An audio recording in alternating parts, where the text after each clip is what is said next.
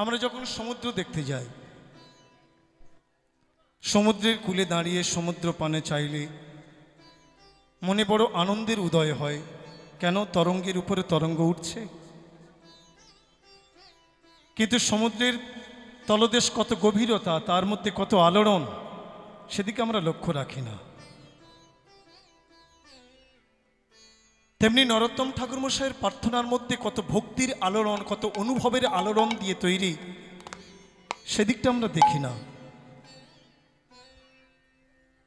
সুন্দর প্রাঞ্জল সরল ভাষায় তিনি প্রার্থনাগুলি জগজ্জীবগণকে জানিয়ে গেছেন, যে প্রার্থনাগুলি আশ্রয় করলে মানুষ রাধারানীর চরণ আশ্রয় করতে পারে, আমার গৌর হরির কৃপা লাভ করতে পারে। যাদের কৃপা পেতে গেলে যুগ যুগ সাধনা করতে হয়, কিন্তু নরোত্তম ঠাকুর মশাই চোখে আঙুল দিয়ে জগতের জীবগণকে দেখিয়ে গেলেন, যদি প্রেম ভক্তিতে একটু প্রেমের আবেগ দিয়ে তাকে ডাকা যায়, তার কৃপা পাওয়া যায়। পৃথিবীর মানুষ যখন গভীর রাত্রে ঘুমাচ্ছেন, তখন শ্রীধাম বৃন্দাবনের রজে গড়াগড়ি দিয়ে রঘুনাথ দাস গোস্বামী পাদ, শ্যামানন্দ প্রভু আর্তস্বরে কাতর কণ্ঠে কেঁদে কেঁদে বলছে, হে কিশোরী, তুমি কোথায়? ওগো প্রেমময়ী বৃন্দাবন বিলাসিনী, একবার দেখা দাও। ডেকেছিল তারা, পেয়েও ছিল। করুণাময়ী তো বড় করুণা। আমার করুণাময়ী রাধারানীর স্বভাবটি কেমন? মঞ্জু স্বভাব। মঞ্জু স্বভাবটি কেমন? অল্পতেই সন্তুষ্ট হয়ে যায়। তাকে যদি প্রেম ভক্তিতে একটু আবেগ দিয়ে রাধে রাধে বলে কেউ ডাকে, রাধারানী থাকতে পারে না। একটা কথা, সত্য ঘটনা জানেন মা, পাঞ্জাবের একটি ছেলে অল্প বয়সে বিবাহ করেছিলেন, স্ত্রীকে বড় ভালোবাসতেন। হঠাৎ স্ত্রী ব্যাধিগ্রস্ত হয়ে মারা যায়। স্ত্রীর প্রেমে আবদ্ধ হয়ে পাগল হয়ে যায় ছেলেটি। বিভিন্ন স্থানে ঘুরে বেড়ায়, ঘুরতে ঘুরতে ভাগ্যক্রমে বৃন্দাবনে প্রবেশ করেছে। আর বর্ষায় গভীর রাত্রিতে এক গৃহস্থের বারান্দায় বিশ্রাম করছিলেন, শয়নে আছে। আর এই গভীর রাত্রে আর্তস্বরে চিৎকার করছে, কিশোরী তুমি কোথায়? হে কিশোরী, একবার কাছে এসো, আমি তোমায় দেখতে চাই, তুমি আমায় দেখা দাও, তোমায় ছাড়া আমি বাঁচবো না, একবার দেখা দাও। বৃন্দাবন বিলাসিনী করুণাময়ী রাধারানী বলছে ললিতার পানে চেয়ে, ললিতা রে, আমার ভক্ত আমায় ডাকছে, দেখ কত কাতর কণ্ঠে ডাকছে, যা সখী, ওকে আমার সখী করে কাছে আন। ললিতা বলছে, রাধে, এতে তোর ভক্ত নয়। সে কি রে? ওই যে আমার নাম আশ্রয় করে ডাকছে। বলে, ডাকছে ঠিকই, কিন্তু তোর ভক্ত নয়। তবে কে? বলে, একটি ছেলে স্ত্রীকে বড় ভালোবাসত, স্ত্রী মারা যাওয়ার পরে পাগল হয়ে গেছে, ঘুরতে ঘুরতে বৃন্দাবনে এসে এই বর্ষা নয় ওই গৃহস্থের বারান্দায় বিশ্রাম করছে। বলছে, তা তো বুঝলাম সখী, কিন্তু দেখ আমার নাম ধরে তো ডাকছে। বলে, তোকে ডাকছে না, নামটি তোর, কিন্তু তোকে ডাকছে না। ওর স্ত্রী মারা গেছে, যে স্ত্রী মারা গেছে তার নাম হলো কিশোরী। তাই রাত্রিতে শয়ন করে আছে, স্ত্রীর কথা মনে হয়েছে, তাই কিশোরী কিশোরী বলে ডাকছে। রাধারানী বললেন, সখী রে, একবার দেখতো ওর ডাকের মধ্যে কত প্রেম মাখা, কত আবেগ, কত ভক্তি দিয়ে ডাকছে। সখী রে, আমি তো থাকতে পারছি না, যা, আমি যখন বলেছি সখী করবই, ওকে আমার সখী করে কাছে আন। ললিতা কি করলেন? করুণাময়ী রাধারানীর চরণামৃত অঙ্গে লেপন করে দিলেন, সখী হলো। এখনো পর্যন্ত সেই ছেলেটির বংশ পরম্পরা বর্ষানায় আমার করুণাময়ী রাধারানীর সেবা করেই চলেছে। হরিবোল হরিবোল। এই হলো করুণাময়ী রাধারানীর স্বভাব। একদিন গভীর রাত্রিতে অভিসারে চলেছে প্রাণনাথ প্রাণবধূর দর্শনের জন্য। পথে যেতে যেতে করুণাময়ী রাধারানী অনুভব করলেন যে চরণে কি যেন একটা লেগে গেছে। ললিতাকে বলছে, ললিতা রে, মনে হয় কোনো ভক্ত পথে শয়নে ছিল, তার অঙ্গটা আমার চরণে লেগে গেছে। সখী, আমার চরণ যখন লেগেছে, যা ওকে আমার সখী করে কাছে আন। কি করুণা করুণাময়ী। ললিতাকে এগিয়ে এসে বলছে, এই তুই যে বললি তোর ভক্ত, এ তো ভক্ত নয়, তবে কে? বলে তো একটা শৃগালিনী। মনে হয় দিবা ভাগে বেরিয়েছিল এই রাখালগণ ধেনু চড়াতে, এসে একে মারতে মারতে মারতে মারতে মেরেই ফেলেছে, তাই দেহটা এখানে পড়ে আছে। আর তুই বলছিস তোর ভক্ত? বলে সখী, আমার চরণ যখন ওকে স্পর্শ করেছে, হ্যাঁ, চরণ যখন স্পর্শ হয়েছে, আমি যখন বলেছি ওকে সখী করতেই হবে, সখী কর। চরণামৃত অঙ্গে দিলেন, সখী হলো, নাম রাখলেন শিবা সখী। করুণাময়ী জিজ্ঞাসা করলেন, তুমি তো আমার মন প্রাণ কেড়েছ, তোমাকে আমি ভালোবেসে ফেলেছি, বলো কি চাও? বলে, হে কিশোরীজি, আমি আর কি চাইব গো? তুমি কৃপা করে তোমার চরণের দাসী করেছ, আমি আর কি চাইব? আমার তো কিছু চাওয়ার নেই, তবে একটা বাসনা। কি বাসনা? আমার দেহটা যেখানে ছিল তুমি কৃপা করে তোমার চরণের দাসী করেছ রাধে, কথা দাও ওই স্থানে যদি কোনো জীবের দেহ পড়ে, তুমি তোমার দাসী করবে, চরণের দাসী করে কাছে টেনে নেবে। হরি বল। করুণাময়ী রাধারানী বললেন, বেশ তাই হবে। জানেন মা, সেই স্থানটির নাম এখন কি? সেই স্থানটির নাম হলো শিবাখোর। যারা বৃদ্ধ বয়সে রাধাকুণ্ডে বাস করে, এবং দেখবেন যত মহাত্মা সবাই রাধাকুণ্ডে ভজন করেন। কেন? শেষ জীবনে দেহটা যদি শিবাখোরে দাহ করা হয়, তাহলে রাধারানীর কৃপায় রাধারানীর চরণের দাসী করে নেবে। রাধে রাধে। এমন হলো আমার করুণাময়ী রাধারানীর কৃপা। তিনি কৃপাময়ী। ডাকার মধ্যে একটি ভক্তি থাকতে হবে, একটু আবেগ থাকতে হবে, তবেই তাকে পাওয়া যায়। তাই নরোত্তম ঠাকুর মশাইয়ের প্রার্থনার উৎস সেই রূপ, সুন্দর সরল প্রাঞ্জল ভাষায় ভজন, যা কলিযুগের জীবের মৃত সঞ্জীবনী সুধার নেয়। হরিবোল হরিবোল। হরি হরি বিফলে যা নমকমাইনু, হরি হরি বিফলে যা নমকমাইনু। মনুষ্য জন্ম পাইয়া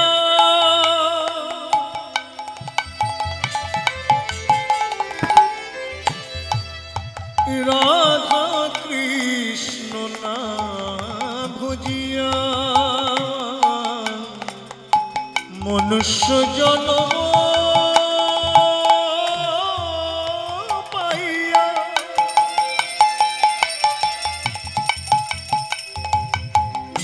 রাধা কৃষ্ণ না ভজিয়া, আমি জানি আসু নিয়া বিষ খাইনু, জানি আসু নিয়া বিষ খাইনু। বলি আমার জন বিফলে গেল, আমার জন বিফলে গেল, আমার জনম বিফলে গেল, আমার জন বিফলে গেল। এই মনুষ্য জনম পেয়ে আমার জনমে বিফলে গেল। ওই মনুষ্য জন্ম পেয়ে একেবারে রাধা কৃষ্ণ বলে ডাকিলাম না গো, আমার জনম বিফলে গেল। রাধা কৃষ্ণ ভজন করিলাম না গো, আমার জনম বিফলে হবে গেল। যেমন এলাম তেমনি গেলাম, আমার জনম বিফলে গেল। হবে যেমন এলাম তেমনি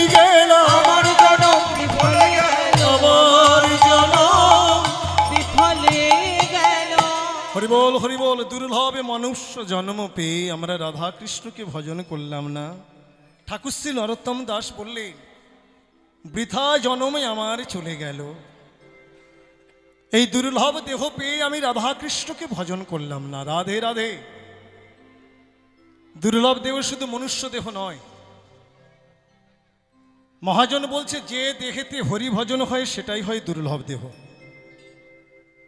হ্যাঁ, সেটা পশু দেহ হতে পারে, পক্ষী দেহ হতে পারে,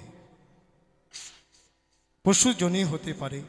যে দেহেতে হরি ভজন হয় সেটাই হয় দেব দুর্লভ দেহ। রাধে রাধে। এহেন কাকভূষণ্ডী যে নীলাচলে সদাই হরি কথায় মত্ত থাকতেন। স্বর্গ হতে গরুড় যখন ফিরছিলেন মনে ভাবলেন, কাকভূষণ্ডী তো প্রভুর কথা বলে, আমি যাই এই কাকভূষণ্ডীর মুখে একটু হরিকথা শ্রবণ করে আসি। কাকভূষণ্ডীর কাছে এসে হরিকথা শ্রবণ করে বললেন, অহৌভাগ্য, এ কি অমৃত তুমি আমাকে পান করালে। দেখো, আমার প্রভুকে আমি পৃষ্ঠদেশে ধারণ করে আমি দেশ বিদেশ ভ্রমণ করি, কিন্তু তার নামের মধ্যে যে এত অমৃত আছে আমার তো জানা নেই। আজকে তুমি আমাকে অমৃত পান করিয়েছ, আমার জন্ম ধন্য। তবে তোমাকে একটা কথা বলি, তুমি এই চণ্ডাল পক্ষী দেহ কেন ধারণ করে আছো? তুমি ইচ্ছা করলে সুন্দর দেহ ধারণ করে, উত্তম দেহ ধারণ করে সেই দেহেতে হরি ভজন করতে পারো। কাকভূষণ্ডী তখন বললেন, দেখো, আমি ইচ্ছা করলে উত্তম দেহ পেতে পারি, কিন্তু সেই উত্তম দেহে আমার হরি ভজন হবে তা কথা নেই, নাও হতে পারে। কিন্তু এই দেহেতে আমার হরি ভজন হয়েছে, তাই এই দেহটাই আমার প্রিয় দেহ। তাই মহাজন বললেন, যে দেহেতে হরি ভজন হয় সেটাই হয় দেব দুর্লভ দেহ। যে দেহটা দেবতাগণ কামনা করেন, ব্রহ্মা দেবতাদের বলছে, দেখো, মনুষ্য দেহ বড় দুর্লভ দেহ, সেই দেহটা সহজে পাওয়া যায় না। এই মনুষ্য দেহ পাওয়ার সাথে সাথে ভক্তি তো লাভ হয়, আর এই মনুষ্য দেহ ভজন হয়, আর ভজনের সাথে সাথে তত্ত্বজ্ঞানও লাভ হয়। তাই এই দেহটা বড় প্রিয় দেহ। তার উপরে ভারতভূমিতে জন্ম, এই মনুষ্য জন্ম বড় দুর্লভ। হরিবল হরিবল। ঠাকুর শ্রী নরোত্তম দাস বললেন, সেই দুর্লভ দেহ পেয়েও আমি রাধাকৃষ্ণকে ভজন করলাম না। কেন? কেন আমার এমতি গোলকের প্রেম ধন,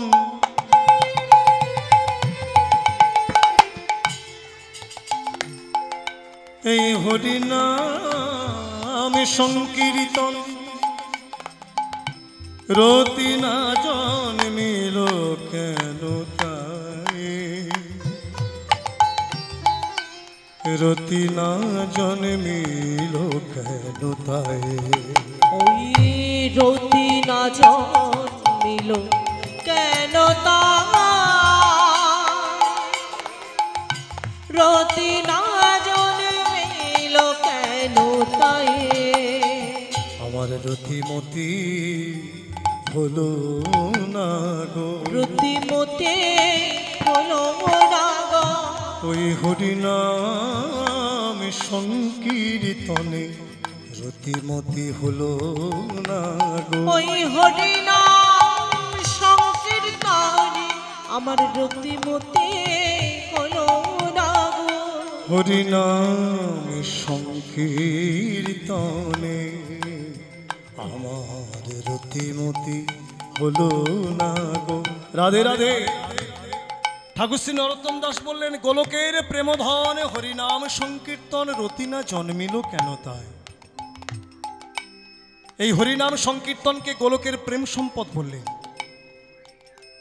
কেন না, এটা গোলকেরই সম্পদ। কিভাবে আমাদের কাছে এলো? এই গোলকের প্রেমধন হরিনাম সংকীর্তন দ্বারে ভুলকে সাধকের মধ্যে ভগবানের কৃপায় স্বয়ং প্রকাশিত হয়ে সঞ্চারিত হলেন। তা নরোত্তম ঠাকুর মশাই বললেন, সেই হরিনাম সংকীর্তনে কেন আমার রতি হলো না? এটা গোলকের প্রেম সম্পদ। সেই প্রেম সম্পদ যদি হয়ে থাকে তাহলে তো এই নাম সংকীর্তন করার সাথে সাথে সে প্রেমের অধিকারী হবে। কিন্তু কেন আমরা হতে পারছি না? রাধে রাধে। বুঝতে হবে আমার অপরাধ আছে। অপরাধী চিত্তে যদি হরি ভজন করা হয় তাহলে সেই নামের ফল ফলে না। অপরাধ শূন্য হয়ে নাম ভজন করতে হয়। শুধু হরিনাম কেন, যে কোনো সাধন করতে গেলে আগে অপরাধ শূন্য হতে হবে। আর এই অপরাধটাকে দূরীভূত করবার জন্য কেউ যোগ সাধনা করছে, কেউ জ্ঞান সাধনা করছে, কেউ তপস্যা করছে, এই অপরাধটাকে দূর করবার জন্য। কিন্তু মহাজন বললেন এই অপরাধ দূর হয় কেমন করে? যদি ভগবানের কথা মন দিয়ে শ্রবণ করা যায়। হ্যাঁ, একবার শুনলে হবে না, শ্রবণ করতে হবে, করতে করতে করতে করতে করতে এক সময় দেখা যাবে অপরাধ দূরীভূত হবে। কৃষ্ণ কথা কেমন? শরৎ ঋতুর মতো। যায়নি তাই? বর্ষার জল যখন পড়ে না, বর্ষা ঋতুর যখন আগমন হয়, বর্ষার জল পড়ার সাথে সাথে দেখবেন পুকুর ঘাট নদ নদীর জল সব ঘোলা হয়ে গেছে, কাদামাটি মাখা মাখা হয়ে গেছে। সেই জলে যদি কেউ ধরে আনে, পাত্র ভরে এনে যদি রেখে দেয়, দেখবেন কিছুদিনের মধ্যে না পরিষ্কার হয়ে গেছে, কিন্তু ওই যে ময়লা মাটি তলায় পড়ে যাবে। আবার যদি ওই জলটা নাড়া দেওয়া হবে, কি হবে? ঘোলা হয়ে যাবে। রাধে রাধে। তাই অপরাধটাকে দূর করবার জন্য যারা যোগ সাধনা করছে, তপস্যা করছে, জ্ঞান মার্গ অবলম্বন করছে, এই উপরে উপরে পরিষ্কার হবে, কিন্তু ওই অপরাধটা তলদেশে থেকেই যাবে। যখন সুযোগ পাবে তখন প্রকাশিত হবে। রাধে রাধে। যেমন মহাজন দৃষ্টান্ত দিচ্ছেন সৌভরী ঋষির কথা। সৌভরী মনে চিন্তা করলেন যে আমি তপস্যা করব, কিন্তু তপস্যার আমার উপযুক্ত স্থানটি কোথায়? এই জগতে তো বিষ ভরা, বিষয়ের মধ্যে সবাই বিচরণ করছে, আমি তপস্যা করব কোথায়?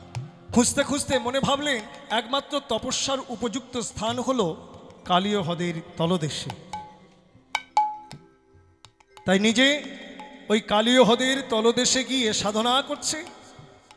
সাধনা করতে গেলেন অপরাধ দূর করবার জন্য, কিন্তু আর একটা অপরাধ এসে দেহ স্পর্শ করলো। সেই অপরাধটা হলো মহান্ত অপরাধ। কেন?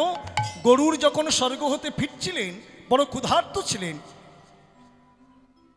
ওই কালীয় হ্রদের মধ্যে একটা শোল মাছকে বিচরণ করতে দেখে গরুর সেটা তুললেন, ধরে ভক্ষণ করায় সৌভরী ঋষি ক্রোধান্বিত হলেন। আরে গরুর, এ কি করেছ? তুমি অপরাধ করেছ। এর সন্তান আদি বড় কষ্ট পাচ্ছে মাকে না দেখতে পেয়ে, তাই তোমাকে অভিসম্প্রদান করছি। তুমি যদি পুনর্বার এই কালীয় হ্রদের কুলে আসো, তোমার মৃত্যু নিশ্চিত। এই হয়ে গেল মহান্ত অপরাধ। এই অপরাধ দেহ নিয়ে তপস্যা করে চলেছে, কিন্তু এক সময় ওই অপরাধটা প্রকাশিত হলো। কিভাবে? মৎস্যের মৈথুন দর্শন করে সর্বাঙ্গ বিচলিত হয়ে গেল। মনে ভাবলেন আমি তপস্যা কেমন করে করব? এই যে মৎস্যের মৈথুন দর্শন করে যে আমার অঙ্গ বিচলিত হয়েছে, এই বাসনাটাকে আগে পূর্ণ করতে হবে। জল থেকে বেরিয়ে এলেন, বিবাহ করতে হবে। কোথায় যাবে? লোকমুখে শুনতে পেলেন যে মান্ধাতা রাজার 50টি কন্যা তারা স্বয়ংবরা। ঘুরতে ঘুরতে মান্ধাতার রাজার গৃহে এলেন। মান্ধাতার গৃহে এসে বললেন, মহারাজ, আমি আপনার কন্যাকে বিবাহ করতে চাই, একটি কন্যাকে আমি গ্রহণ করতে চাই পত্নী রূপে। মান্ধাতা চিন্তা করলেন এই বৃদ্ধ বয়সে আবার ধাড়ি রোগ ধরেছে, হ্যাঁ, মাথার চুল পেকে গেছে, গায়ের মাংস ঝুলে গেছে, মাজা পড়ে গেছে, ক্ষীণ দেহ, জরাজীর্ণ দেহ, এই দেহেতে বিবাহ করবে? কিন্তু যদি না বলি তাহলে আমাকে অভিশাপ প্রদান করবে, এই অভিশাপ থেকে আমাকে বাঁচতেই হবে। কি করলেন? করজোড়ে বিনয় করে বললেন, দেখুন, আপনি আমার কন্যাকে বিবাহ করবেন, আমার আপত্তি নয়, তবে তারা তো স্বয়ংবরা, বিবাহের উপযুক্তা। আপনি যান, ভিতরে যান, আপনাকে যদি কোনো কন্যা পছন্দ করে, সে যদি আপনাকে বিবাহ করে, আমার কোনো আপত্তি নেই। বলে তাহলে ভিতরে খবর পাঠান, আমি যাই। একজনকে খবর পাঠিয়ে দিলেন, যাও ভিতরে গিয়ে আমার কন্যাদের বলো আমি একজন উপযুক্ত পাত্র পাঠাচ্ছি, যদি পছন্দ হয় বিবাহ করতে পারে, আমার কোনো আপত্তি নেই। আর যেতে যেতে এই ঋষি তপস্যার বলে ওই জরাজীর্ণ দেহ ত্যাগ করে সুন্দর গন্ধর্বের ন্যায় দেহ ধারণ করলেন। অঙ্গ হতে জ্যোতি প্রকাশিত হচ্ছে, রূপ ফেটে পড়ছে। যখনই রাজ অন্তঃপুরে প্রবেশ করেছে 50টি কন্যা এগিয়ে এলেন। প্রথম কন্যা বললেন, ওরে ও তোর নয়, ও আমার। দ্বিতীয় জন বলছেন, আরে না, এই আমি বিবাহ করব। এ বলছে, না না, তোর নয়, আমার। এই বলে 50টি কন্যা এক এক করে না সৌভরী ঋষিকে গ্রহণ করলেন, বিবাহ করলেন। 50টি কন্যা গ্রহণ করে সৌভরী ঋষি বিদায় নিলেন। মান্ধাতা চিন্তা করছে, বারে যে কন্যাগণ আমার এই রাজপ্রাসাদে থেকে কত উত্তম সেবা করেছে, ওই ঋষির কুঠিরে গিয়ে তারা সুখে আছে তো? মান্ধাতার ঘরে গেলেন। প্রথম কন্যার ঘরে গিয়ে দেখছে যে মান্ধাতা রাজার যা সম্পত্তি তার দ্বিগুণ সম্পত্তি হলো ওই কন্যা। হরিবল। চোখ দাঁড়িয়ে গেল, এত সম্পদ সামান্য ঋষির। হরিবল হরিবল। মেয়েকে জিজ্ঞাসা করলেন, মা সুখে আছে তো? বাবা, দেখতেই তো পাচ্ছ কত সম্পত্তির মালিক আমি সুখে আছি, কিন্তু একটা দুঃখ, একটা কষ্ট। কি? অন্যান্য বোনেদের জন্য আমার কষ্ট হয়। কেন না? আমার স্বামী সর্বদা আমার কাছে কাছে থাকে, তাদের কাছে যায় না, তাই মনে বড় কষ্ট। তাদের তো দুঃখ আছে, তাদের তো ইচ্ছা হয় স্বামীকে সেবা করা। হরিবল। দ্বিতীয় কন্যার কাছে গেলেন। ওই প্রথম কন্যার যা সম্পত্তি তার দ্বিগুণ সম্পত্তি ওই কন্যা। জিজ্ঞাসা করলেন, মা সুখে আছে তো? ওই একই কথা, বাবা সুখে তো আছি, কিন্তু অন্যান্য বোনেদের জন্য কষ্ট হয়। মান্ধাতা চিন্তা করলেন, এটা ঋষির ভজনের প্রভাব, তপস্যার প্রভাব। একই সঙ্গে 50টি কন্যার কাছে 50টি দেহ ধারণ করে বিচরণ করছেন, জানতেও দিচ্ছে না। প্রত্যেকটি কন্যার 10টি করে সন্তান হলো। 5টা সন্তানের পিতা হলেন সৌভরী ঋষি। দেখুন জলটা কত ঘোলা হচ্ছে। পরিষ্কার করবার জন্য গেল ভজন পথে, কিন্তু ভজন পথে গিয়ে দেখছে আরো জল ঘোলা হয়ে গেছে। রাধে রাধে। 500 ছেলের বাবা যখন হয়ে গেছে, তখন ঋষি চিন্তা করলেন, আমি তো ভুল পথে চলেছি, এটা তো আমার পথ নয়। আবার সব কিছু ত্যাগে করে পুনরায় ভজনে মাতলেন, ভগবানের নাম প্রেমে মাতলেন। নিতাই গৌর হরিব। দেখুন, বর্ষার জল আপনি রেখে দেবেন ঘরে, রাখার সাথে সাথে কি হবে? একটু পরিষ্কার হবে, কিন্তু তলদেশে ময়লাটা পড়েই থাকে। আবার যদি হাত দিয়ে নাড়া দেন, আবার ঘুলিয়ে যাবে। কিন্তু কৃষ্ণ কথা শরৎ ঋতুর সমান। বর্ষা ঋতু হতে যখন আস্তে আস্তে শরৎ ঋতুর আগমন হয়, হ্যাঁ, কি হয়? নদী নালা পুকুর ঘাটের জল দেখবেন সব স্বচ্ছ হয়ে যায়, পরিষ্কার হয়ে যায়। হরিব। সেই জল যদি আপনি ধরে আনেন, যতই নাড়া দেন, ঘোলা আর হবে না। তেমনি কৃষ্ণ কথা শরৎ ঋতুর মতো।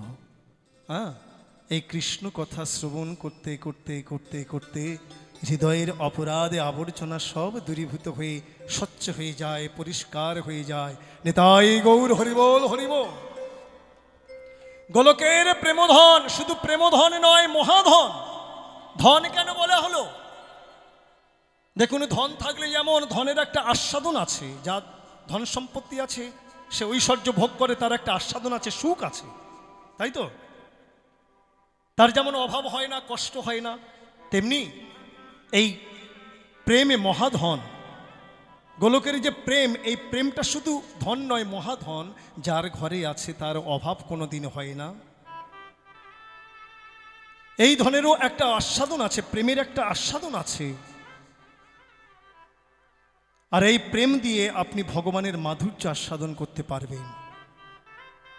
বৃন্দাবন বিলাসিনী করুণাময়ী রায়ধনী এই প্রেমে জগদীশ্বর শ্রী গোবিন্দকে ভজনা করেছেন। হ্যাঁ, সেই প্রেমটা গাঢ় হতে হতে হয়েছে স্নেহ, স্নেহ গাঢ় হতে হতে হয়েছে প্রণয়, প্রণয় গাঢ় হতে হতে হয়েছে রাগ, রাগ গাঢ় হতে হতে হয়েছে অনুরাগ, অনুরাগে গাঢ় হতে হতে হয়েছে ভাব, ভাব গাঢ় হতে হতে হয়েছে মহাভাব, আবার মহাভাব গাঢ় হতে হতে হয়েছে মদনাক্ষ মহাভাব। হরিবল। সেই প্রেমটা পাওয়া বড় সাধন সাপেক্ষ মা, সাধনা না করলে পাওয়া যায় না। কিন্তু নরোত্তম ঠাকুরমশাই বললেন, গোলকের প্রেমধন হরিনাম সংকীর্তন। সেই হরিনাম সংকীর্তনে আমার রতি হলো না। হরিবল হরিবল। আবার কি বলছে? ব্রজেন্দ্র নন্দন যেই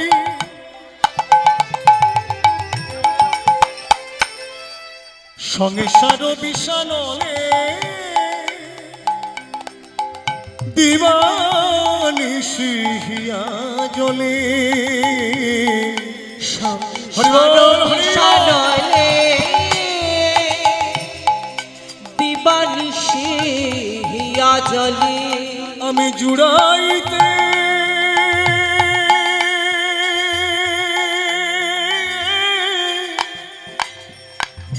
না করি উপায়,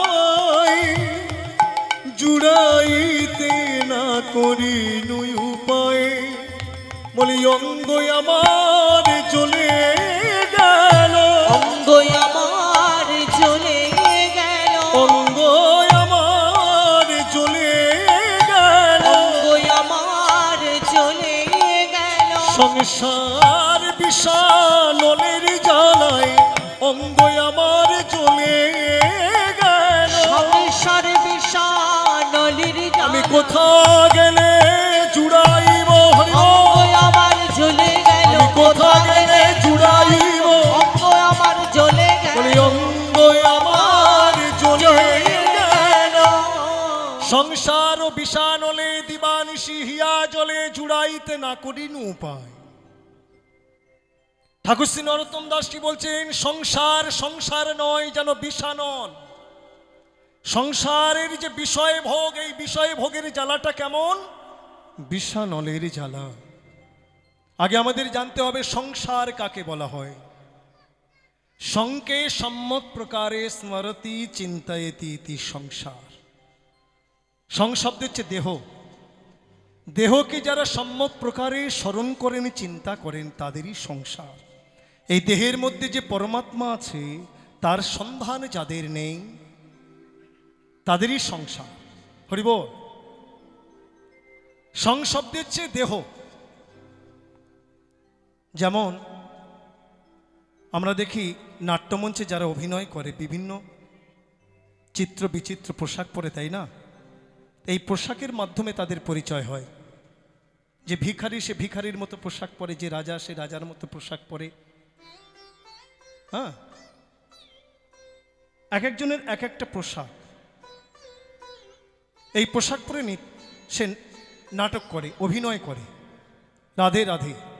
নরোত্তম ঠাকুর মশাই বললেন, রাজার যে রাজ্যপাট যেন নাটুয়ার নাট, দেখিতে দেখিতে কিছু নয়, হেন মায়া করে যেই পরম ঈশ্বর সেই, তারে মন সদা করো ভয়। হরি বল হরি বল। কি সুন্দর কথা বললেন। রাজার রাজ্যপাট, এই যে রাজার যে এই রাজ্য শাসন, রাজ ঐশ্বর্য ভোগ কেমন? নাটুয়ার নাট। যারা নাট্যমঞ্চে অভিনয় করে তাদের মতো। যারা নাট্যমঞ্চে রাজার পোশাক পরে অভিনয় করে, সে রাজার ন্যায় দম্ভ প্রকাশ করে, মন্ত্রীর সঙ্গে আলোচনা করে, শাসন করে, দম্ভ প্রকাশ করে। কিন্তু সে জানে এটা আমার প্রকৃত রাজা, আমি প্রকৃত রাজা নয়। শ্রীবিষ্ণু, আমি প্রকৃত রাজা নয়। যারা দর্শক তারাও জানে ইনি প্রকৃত রাজা নয়। আর এই অভিনয় চলাকালীন রাজার যে সুখ, ঐশ্বর্য ভোগের যে সুখ সে পায় না। অভিনয় শেষে যখন পোশাকটা খুলে ফেলে তখন সাধারণ ব্যক্তি হয়ে যায়, রামশ্যাম যদুমধু হয়ে যায়। তেমনি এই মায়ানাট্যের মঞ্চে যারা অভিনয় করে, তফাৎ কতটুকু? এই নাট্যমঞ্চে যারা অভিনয় করে কয়েক ঘন্টা বা একটা রাত্রি অভিনয় করে, আর এই মায়ানাট্যের মঞ্চে যারা অভিনয় করছে রাজার পোশাক পরে কয়েক বৎসর ব্যাপী, এইটুকু তফাৎ। কিন্তু দেখুন মায়ার কি প্রভাব। মায়ানাট্যের মঞ্চে যারা অভিনয় করে, মায়া তাদের বুঝতে দেয় না যেটা আমি ভুল পথে চলেছি। আমার এই রাজ্য ভোগ কতদিন, বেশি দিনের নয়, দেখতে দেখতে চলে যাব।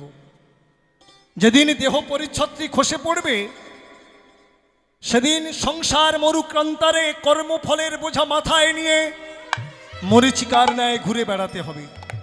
হরিবল হরিবল। কোথায় থাকবে এই ঐশ্বর্য, কোথায় থাকবে পোশাক? তাই এই যে দেহের মধ্যে যে পরমাত্মা আছে তার অনুসন্ধান যাদের নেই তাদেরই সংসার। হ্যাঁ, দেহটাকে সং করে যারা এই জগৎ মাঝে চলেছে তাদেরই সংসার। নিতাই গৌর হরিবল। তাই ঠাকুর শ্রী নরোত্তম দাস বললেন, সংসার দাবানলে দিবানিশি হিয়া জলে। সংসারের এই বিষয় ভোগটা কেমন, এর সুখটা কেমন, দাবানলের মতো। বলেন এটা কি হতে পারে দাবানল? হ্যাঁ, বিষানল শ্রী বিষ্ণু। বিষ আবার অনল, এটা কেমন কথা? বলে দেখো, বিষ যারা ভক্ষণ করে তাদের একটা ভিতরে জ্বালা আছে, আবার সেই জ্বালার উপরে বাইরে থেকে যদি কেউ আগুন দেয় কি হবে? দেহটা একেবারে পুড়ে ছারখার হয়ে যাবে, শেষ হয়ে যাবে। তাই বলেন সংসার বিষানলের জ্বালা। এই বিষয়ের জ্বালাটি কেমন? বিষানলের জ্বালা। সাধারণ ব্যক্তি সংসারে জীব আঙুল তুললেন ঠাকুর শ্রী নরোত্তম দাসের প্রতি, বলেন হে ঠাকুর, আপনি যে বলছেন সংসারের এই বিষয় ভোগটা বিষানলের মতো জ্বালা, কিন্তু আমরা তো বিষয় ভোগ করে চলেছি, কিন্তু এই বিষানলের জ্বালা তো আমরা অনুভব করি না, আমাদের দেহে তো জ্বালা স্পর্শ করে না। মহাজন দৃষ্টান্ত দিচ্ছেন, বলে তোমার জ্বালা স্পর্শ করেনি কিন্তু এনাদের করেছে। হ্যাঁ, নরোত্তম ঠাকুর মশাইয়ের জ্বালা স্পর্শ করেছে, রঘুনাথ দাস গোস্বামী পাদের জ্বালা স্পর্শ করেছে, লালাবাবুর জ্বালা স্পর্শ করেছে। তাই জ্বালাটাকে নিবারণ করবার জন্য বৃন্দাবনের রজে গিয়ে তারা প্রাণ ভরে ভজন করেছে, রাধে রাধে হরিবোল হরিবোল। বলে এটা কি হতে পারে? সংসার বিষানলের জ্বালা কাউকে জ্বালা দেয়, আবার কাউকে জ্বালা দেয় না। মহাজন দৃষ্টান্ত দিচ্ছেন, বলে দেখো সাপের মুখে বিষ থাকে, বিষের থলি নিয়ে সাপ কিন্তু খায়, তার এই বিষের জ্বালাটা সে অনুভব করতে পারে না। গাছের মধ্যে অনল আছে, আগুন আছে, কিন্তু সেই আগুনের জ্বালা গাছকে ভোগ করে করে না। সে পৃথিবী থেকে রস নিচ্ছে, ফল ফুল দান করছে, সুন্দরভাবে জীবিত আছে, রাধে রাধে। তেমনি সংসারে যারা বিষয় ভোগ করছে ওই সাপের মতো, বৃক্ষের মতো। সাপের মুখে যেমন বিষ থাকে, সে বিষের জ্বালা ভোগ করতে পারে না। বিষের জ্বালা ভোগ করে কে? সাপ যাকে দংশন করে সে বিষের জ্বালা ভোগ করে। গাছের মধ্যে আগুন আছে, যখন গাছে গাছে ঘর্ষণে দাবাগ্নির সৃষ্টি হয় তখন কিন্তু ওই আগুনের জ্বালাটা ভোগ করে।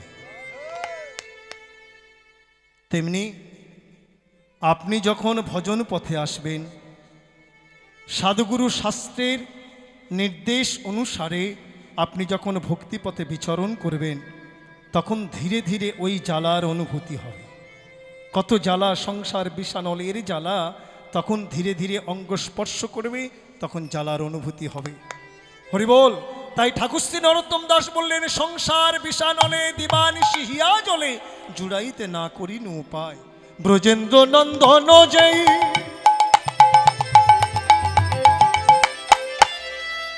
ভাই রে,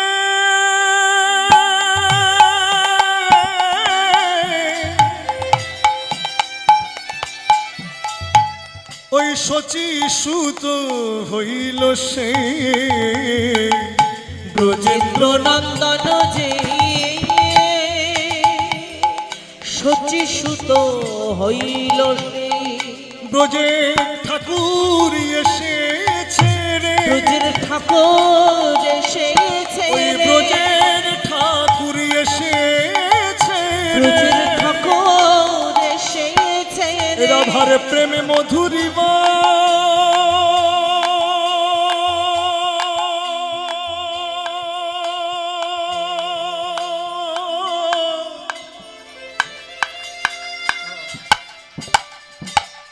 প্রেমে মধুরিমা আস্বাদিতে ওই ব্রজের ঠাকুর এসেছে রে। রাধার প্রেমে মধুরিমা আস্বাদিতে সেই ব্রজের ঠাকুর এসেছে। রাধার প্রেমে মধুরিমা আস্বাদিতে ওই রায় অঙ্গে অঙ্গ ঢেকে, হরিবোল, ঠাকুর এসেছে রে। রায় অঙ্গে অঙ্গ ঢেকে ওই ব্রজের ঠাকুর এসেছে রে। বলরাম হইল নিতাই, বলরাম হইল নিতাই, সেই ব্রজের বলাই এসেছে রে। ব্রজের বলাই এসেছে রে। প্রেমের আকর্ষণী শক্তি হয়ে ওই ব্রজের বলাই এসেছে রে। প্রেমের আকর্ষণে শক্তি হয় ব্রজের বলাই এসেছে। প্রেমের আকর্ষণী শক্তি হয়ে ব্রজের বলাই এসেছে রে। প্রেমের আকর্ষণী শক্তি বলিবে নিত্যানন্দ হয়ে হরিব ব্রজের বলাই এসেছে। বলিবে নিত্যানন্দ হয়ে ব্রজের বলাই এসেছে। ব্রজের বলাই এসেছে রে। হরিবল হরিবল। ব্রজের বলাই এসেছে। মা রোহিণীর কোলে যখন বলরাম আলো করে শয়নে আছে, গর্গাচার্য মুনি যখন এসেছিলেন নন্দালয়ে ভগবান কৃষ্ণচন্দ্রকে আর বলরামকে নামকরণ করবার জন্য, মা রোহিণীর কোলে বলরামকে শয়নে দেখে বললেন, মা তোমার এই সন্তানের 3টে নাম হবে। বলে কি কি? বলে এর গুণের দ্বারায়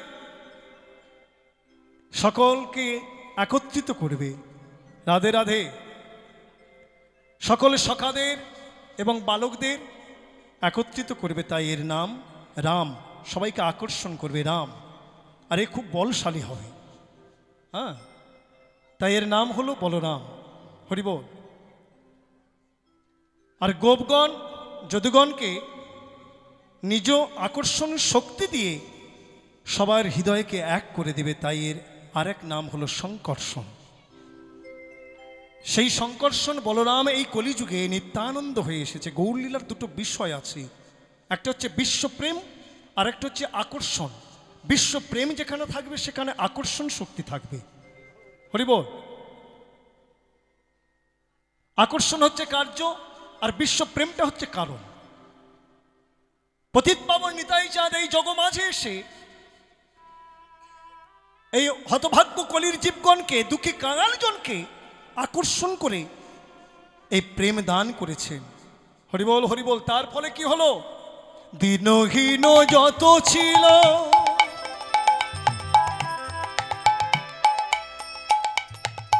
হরি নামে উদ্ধারিল। দিনহীন যত ছিল হরি নামে উদ্ধারিল।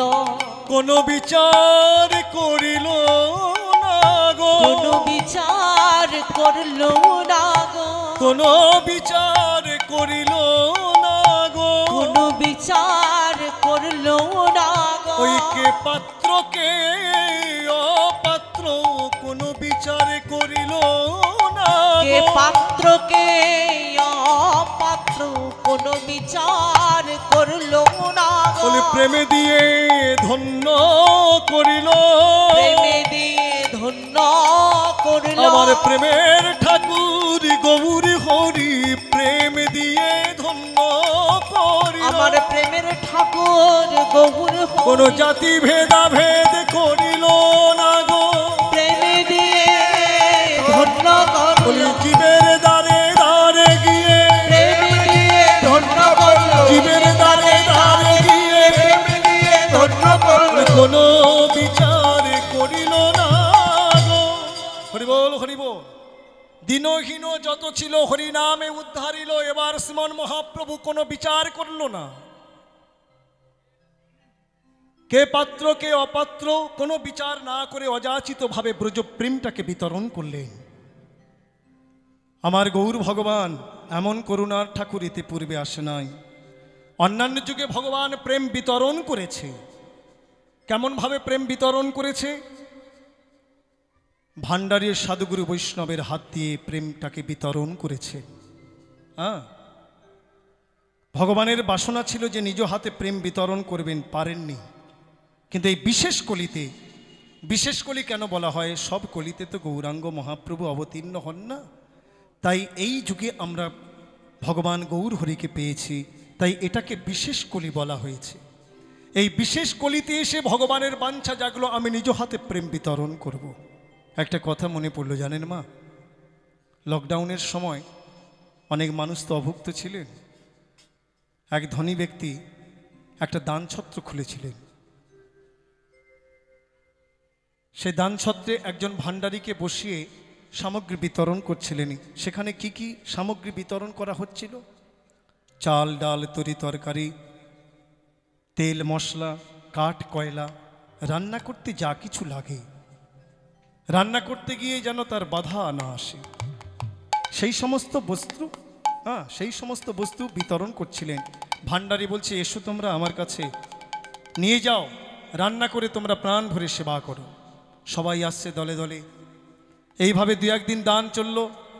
একদিন এক দুঃখী কাঙাল, জীর্ণ দেহ, মলিন বেশে করজোড়ে দাঁড়ালেন। ভান্ডারী জিজ্ঞাসা করলেন, তুমি এসেছো?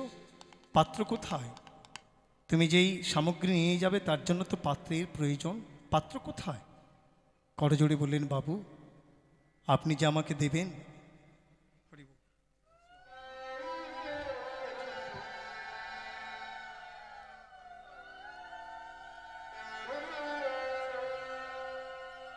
আপনি যে আমাকে দেবেন এই সামগ্রী আমার কিন্তু রান্না করার ক্ষমতা নেই। আমি যে রান্না করে সেবা করব সে শক্তি আমার নেই। তবে আমি বড় অভুক্ত, ক্ষুধার্ত। যদি আমার প্রতি দয়া হয়ে থাকে আমাকে কিছু অন্ন দেন, ওই অন্ন পেয়ে আমার ক্ষুধা দূরীভূত করি। ভান্ডারী বললেন, আরে এখানে তো অন্নের কোনো ব্যবস্থাই নেই, আমি তোমার কোথা থেকে অন্ন দেব? যাও। ছত্রের মালিক সব কিছু বসে দেখছে, সত্যই সেখানে অন্ন দেবার কোনো ব্যবস্থাই ছিল না। কিন্তু ওই দুঃখী কাঙালটা ওই স্থানে দাঁড়িয়ে থাকলেন। ছত্র বন্ধ হয়েছে, দাঁড়িয়ে আছে। ছত্রের মালিক ভিতরে গেছে, তারও ক্ষুধা। তাড়াতাড়ি করে স্নান করে সেবার আসনে বসেছে। দেখুন, নিজের ক্ষুধা না লাগলে তো অপরের ক্ষুধার মর্ম বোঝা যায় না।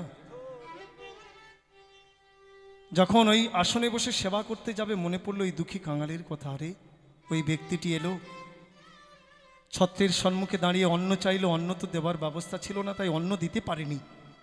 কিন্তু সে তো বললো বড় অভুক্ত, তার বড় ক্ষুধা।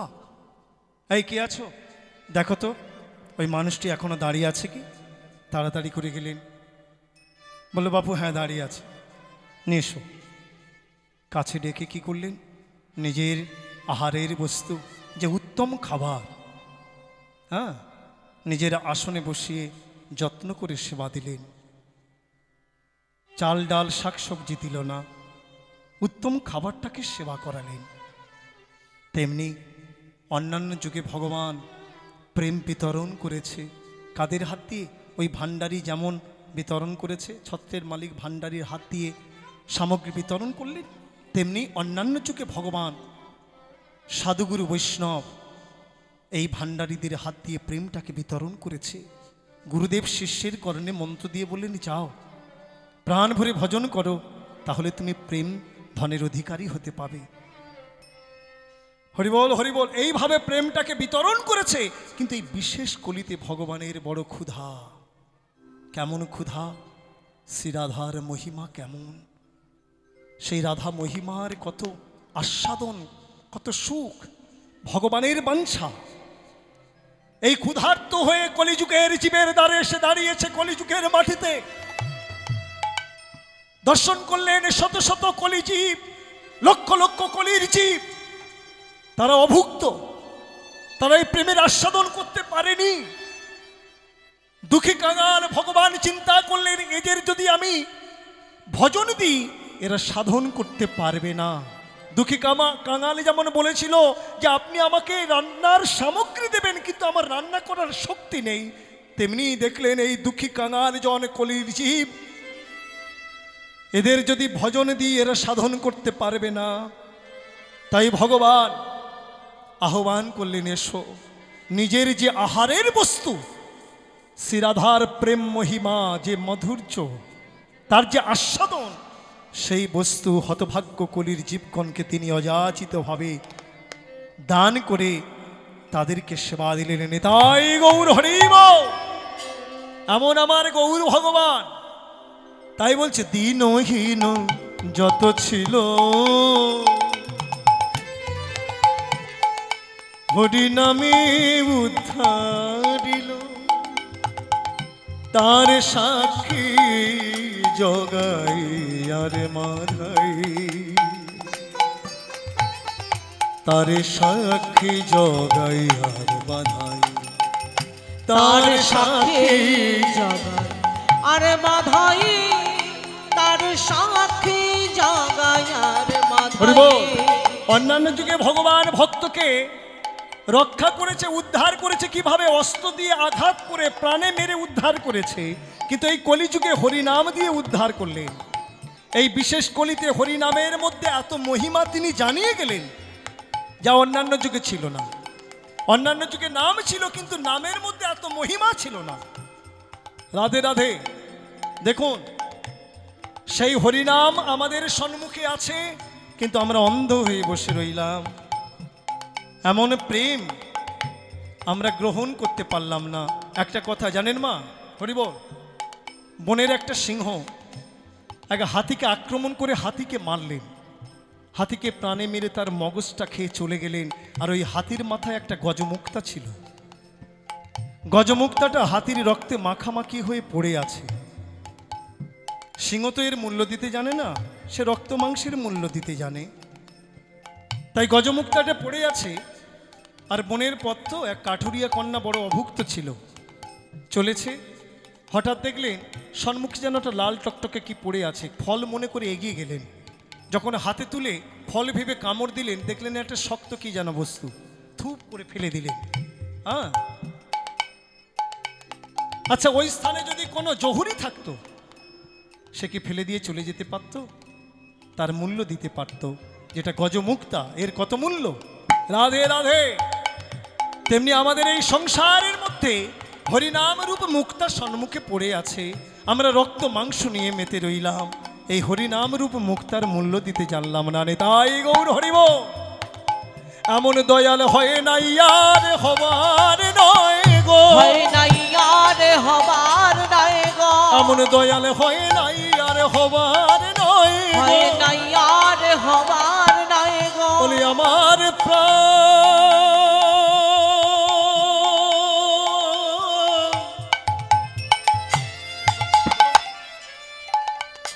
প্রাণে গৌরী হরির মতো দয়াল, এমন দয়াল হয় নাই আর হবার নয় গো, আমার প্রাণ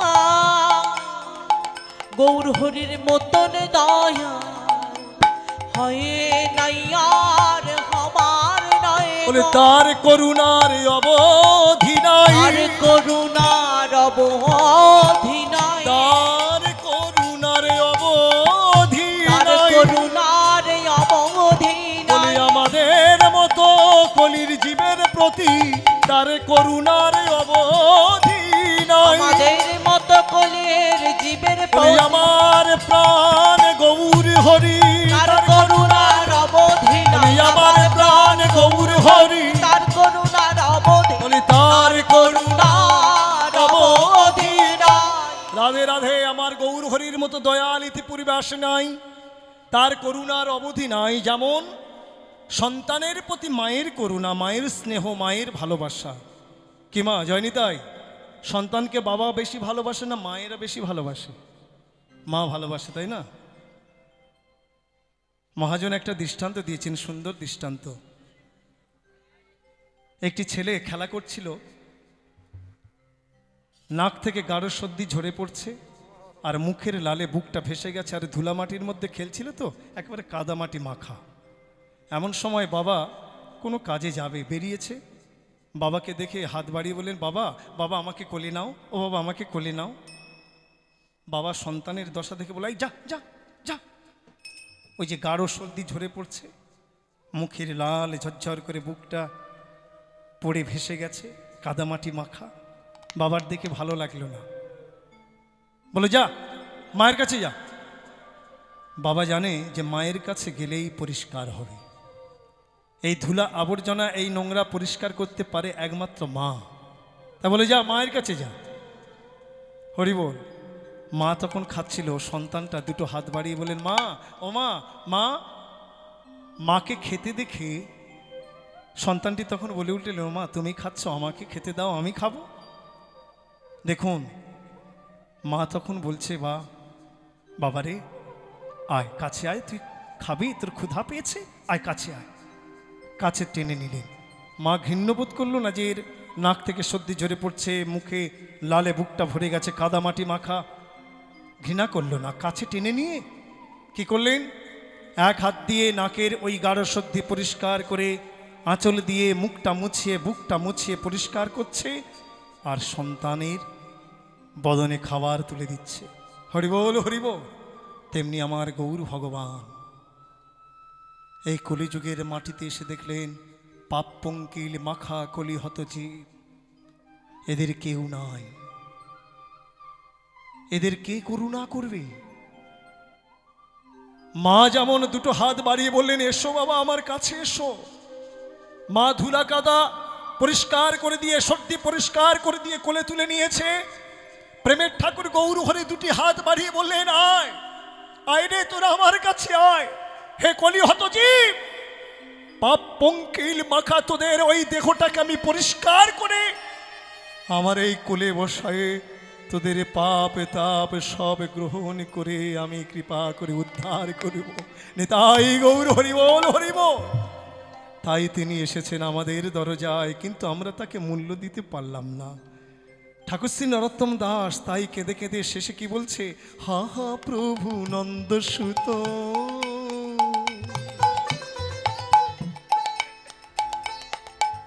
বৃষভানু সুতাজুত করুণা রহুইবা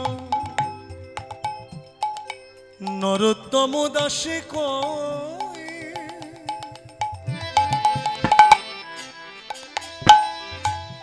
না ঠেলিও রাঙা পায়ে নরোত্তম দাসে না ঠেলিও রাঙা পায়ে তোমা বিনা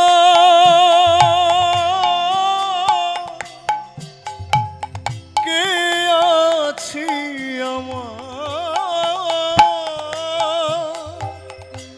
তোমা বিনা কে আছি আমার কেহ নাই কেহ নাই গো, আমার কেহ নাই কেহ নাই গো প্রভু তুমি বিনে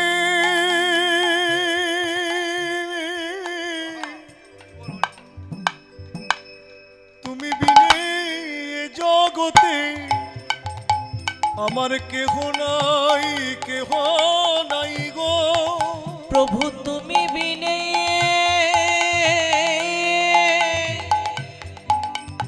এই জগতে আমার কেহ নাই গো, তুমি বিনে জগতে ওহে সচির নন্দন প্রাণ গৌর হরি আমার কেহ নাই এই ভব সিন্ধু তরাইতে কেহ নাই এই ভব সিন্ধু তরাইতে কেহ নাই তোমা বিনা কে আছে মারে গো, তোমা বিনা কে আছে আমারে গো, তোমা বিনা কে আছে তোমা বিনা কে আছে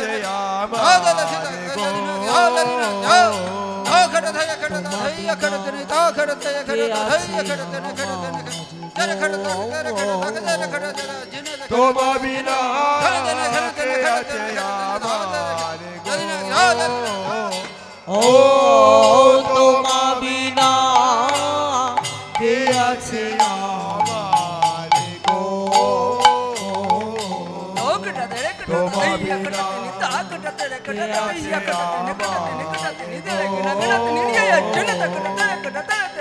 বিনা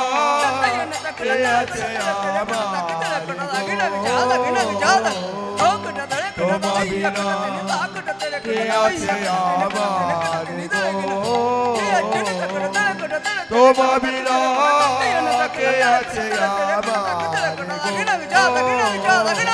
ও তোমা বিনা কে আছে আমার গো,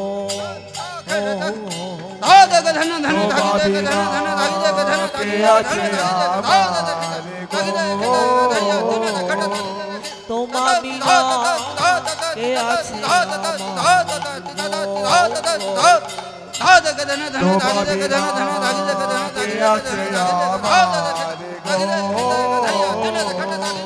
তোমা বিনা কে আছে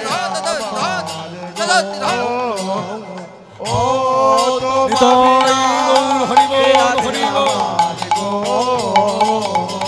তোমা বিনা কে আছে আমার গো তোমা বিনা কে আছে আমার গো তোমা বিনা কে আছে আমার গো